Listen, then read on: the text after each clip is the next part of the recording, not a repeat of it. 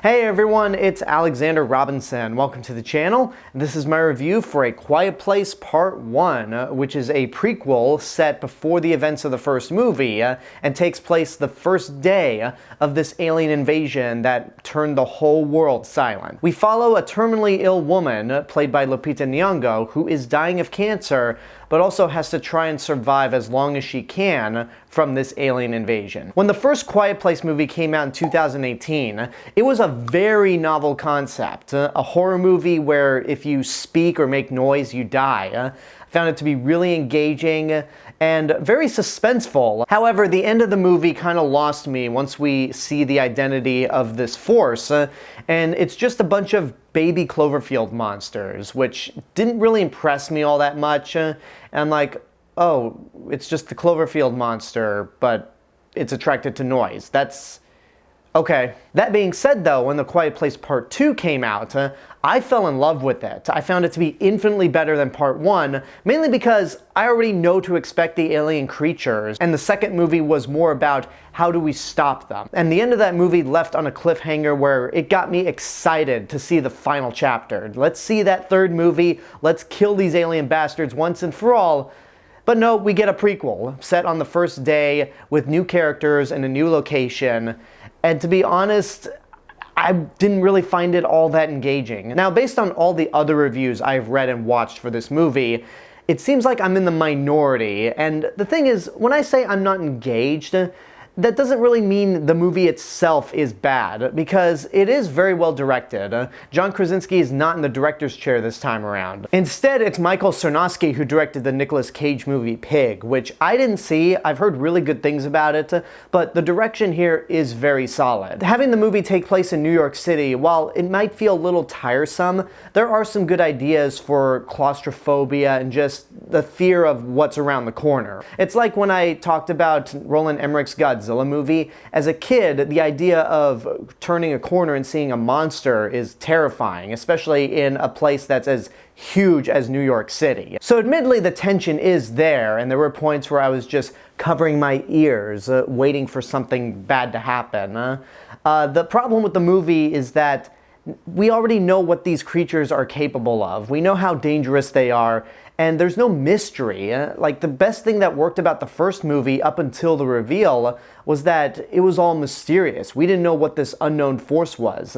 We do now at this point, and we know how they can be killed, so it's just kind of irritating to watch the first movie all over again, except they show the monsters non-stop. It's just like with Jaws 2. Like, the movie is not as effective as the first movie because we see the shark constantly, and I actually enjoyed Jaws 2. I also thought there were just many inconsistencies with the rules of what exactly these creatures can hear.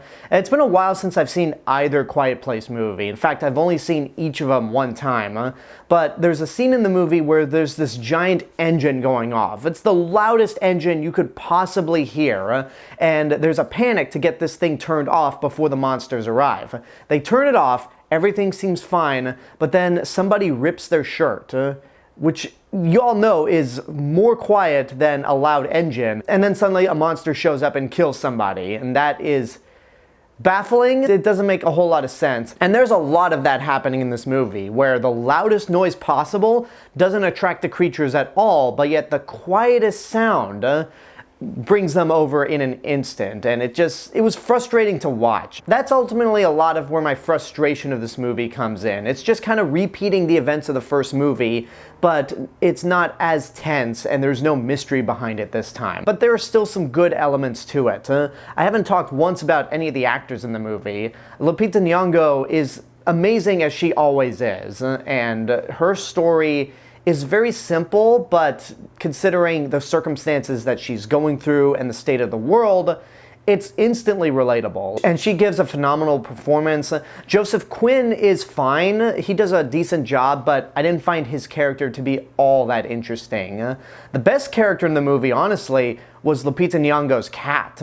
And that cat is a fantastic actor, just being as quiet as possible, not meowing. And there's so many reaction shots that this cat gives that whoever was in charge of animal training on this movie should get a really high raise, because they did a phenomenal job with this cat and all the reactions that it had. I don't really have much else to say about A Quiet Place Day One. It's technically not a bad movie because it's well directed, the actors are great, and there are some tense sequences throughout, but the mystery is just gone. There's no reason for this movie to come out when it did, because after the cliffhanger the second movie left us on, I would have much rather they complete this trilogy rather than just full stop to do a prequel for a concept that honestly could have worked better as a TV show. Exploring the beginnings of how the aliens got to Earth and the overall apocalypse and how it affects the entire world would have made for a fantastic series, not for an hour and 40-minute long movie.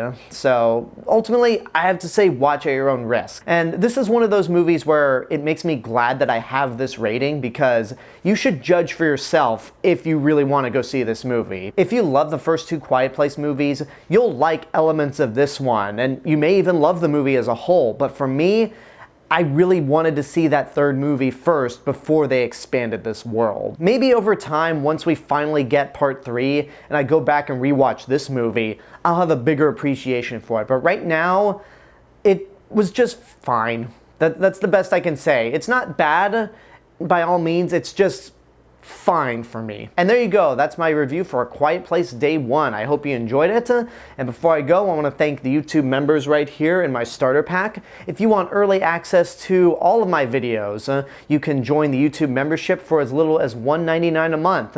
Right now we only have 4 members, and I'd like to try to hit a goal at the end of the year to get 20. Once we hit 20 members on this channel, I would like to start holding monthly YouTube watch parties with members exclusively. So that's a perk I would love to do in the future. And by joining through YouTube memberships, it'd give me the opportunity to create more perks and even more tiers in the future. So for those of you who are joined right now, thank you so much. And thank you to all of you who are not members for watching, subscribing to the channel. Until next time, I want to know what you guys think about A Quiet Place Day One. Whatever your opinions are, let me know in the comments below. Don't forget to like the video, subscribe to the channel if you haven't, and hit the bell button to get notifications. You can also find me on Facebook, Instagram, Letterboxd, Threads. I'll see you guys in the next video, but until then, have a good day and take care of yourselves.